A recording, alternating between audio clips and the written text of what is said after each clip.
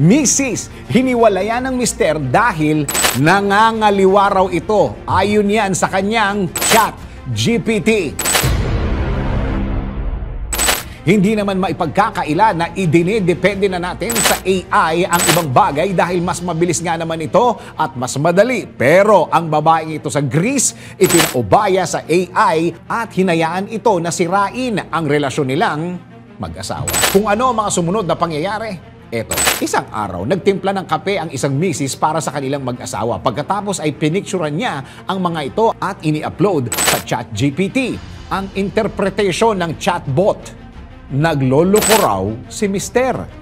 Meron daw pinagpapantasya ang babae si mister na nagsisimula sa letter E ang pangalan at nakatadhana na magkaroon ng relasyon dito. Bukod pa riyan, sinabi rin ng chatbot nang basahin ito ang coffee cup ni Mrs. na ang other woman daw ng kanyang mister ay determinado na sirain ang kanilang pamilya. Agad na nagalit si Mrs. at walang pag-aatubili na nag-file ng divorce. Bagamat hindi pumayag na makipaghiwalay ang lalaki, nakatanggap pa rin ito ng divorce papers makalipas lang ang 3 araw.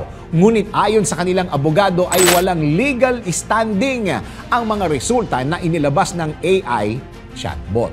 Samantala, ayon kay Mr., sensitive raw talaga ang kanyang misis sa mga divinatory practices. Sa katunayan ay naging obsessed daw ito noon sa astrology at nahirapan pang tanggapin na hindi rin totoo ang sinasabi ng mga ito.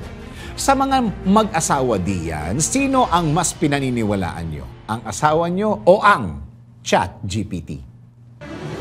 DWIZ Research Report. Report.